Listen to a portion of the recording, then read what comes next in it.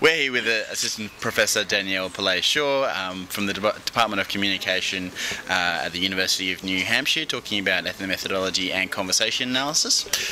Danielle, what's the basic idea of conversation analysis in 500 words or less?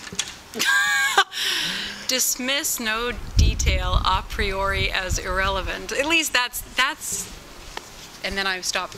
It's quoting John Heritage, 1984, and I think it's chapter 8, called Conversation Analysis. And for some reason, though, there's like at least 3 central tenets of CA. That's the one that always sticks with me the most. There's something about its attention to detail and its complete commitment to never look at something and say that's irrelevant, that's redundant, that was useless, that was purposeless. Assume. It's an assumption, and that's what I love about it, is how self-accepting it is and how out there it is. It says, yes, we're making an assumption. Going into doing any data collection, any analysis at all, we are going to assume that everything is at least potentially relevant. But I would even argue everything is relevant, and if we don't know how or why, that's our fault for not discovering it yet. Right, okay. So, what would be your advice to graduate students studying as a first step in? First step. Read that chapter. I should be able to quote the page numbers, but I can't anymore. It's 240 something.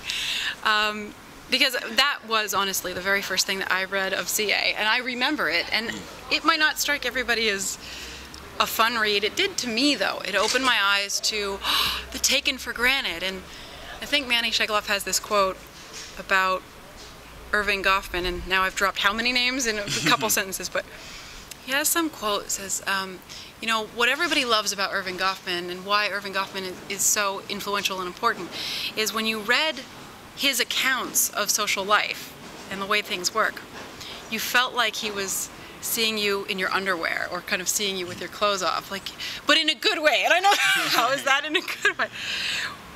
What I mean is, it felt like he was describing you in your most private, personal moments, and you didn't realize that you shared that with a society, some society somewhere, and with others, and that it's actually social, not psychological or idiosyncratic. I'm trying to think, though, because I got off on that tangent. So if I were a grad, and I certainly remember what it's like to be a grad student starting out,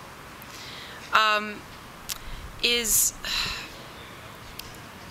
to, as soon as you can, even if you don't even know who your advisor is yet or exactly what your approach is, even if you're not sure you really want to do CA or ethnomethodology, my bias, but also my advice, is to anybody who's interested in studying human interaction, or as we saw at this conference, any primate communication, or any communication or interaction at all.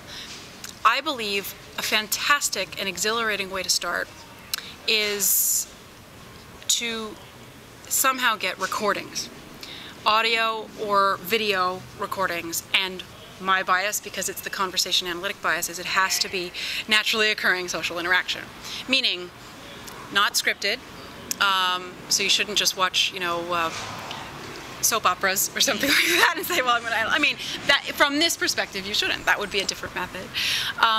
And also not laboratory tests, not trying to control for things, actually doing the opposite. Also not really interviews. So like this, I suppose, is not naturally occurring, although it certainly feels like it is sometimes. So having said that, if you can get in a position where you just get a recorder dirt cheap anywhere you can, or fancy, depending on your means. And I do video, so I love video. Video is, I think, infinitely rich. I think there's an infinite amount of detail, but audio is perfectly good. And think about access, too, because if you want to study a certain kind of interaction that happens between people, and you think that it will put them at greater ease, they'll give you more access if you go just with audio as opposed to with video, then do that. Yeah, right. Yeah. But I think, so the first thing I'm saying is get something recorded that's natural, that's real, that's raw. And what's great is that once you have it recorded and you've gone about it the right way, you have informed consent, all that good stuff, you can always get more. So if you almost have to get something on record first to learn, oh, I should have had this camera angle instead of that one, or I should have asked these people doing this instead of that way. Yeah. And that's great. Just keep revising and keep gathering. Never delete anything unless somebody tells you have to, but never delete anything. And then just watch it or listen to it over and over again, or it depends on what you have, because the data will speak to you. It will tell you what you need to do. You will start, and you're looking for patterns, you're looking for commonalities, and it's all over the place. And sometimes it's like one of those paintings. It's like a three-dimensional thing, but you have to kind of cross your eyes to be able to have the 3D image emerge. It's like that. There's something to be discovered in there. I guarantee it. Who am I to guarantee it? But I can almost guarantee it. If your concern as a grad student entering at the MA, at the PhD level, whatever, is, well, I have to find something new. I have to write about something no one else has ever written about before. I don't want to reinvent the wheel.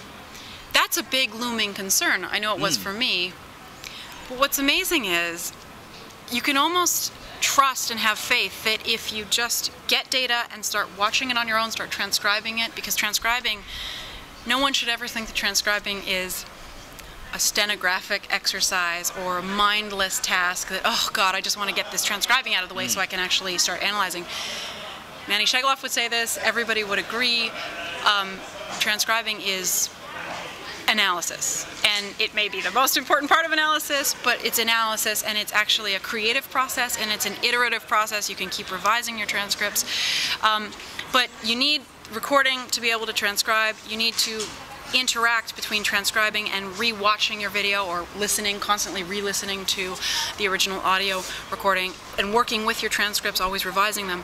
And as part of that process, at a certain point, you'll cross your eyes in just the right way, metaphorically, and something will emerge.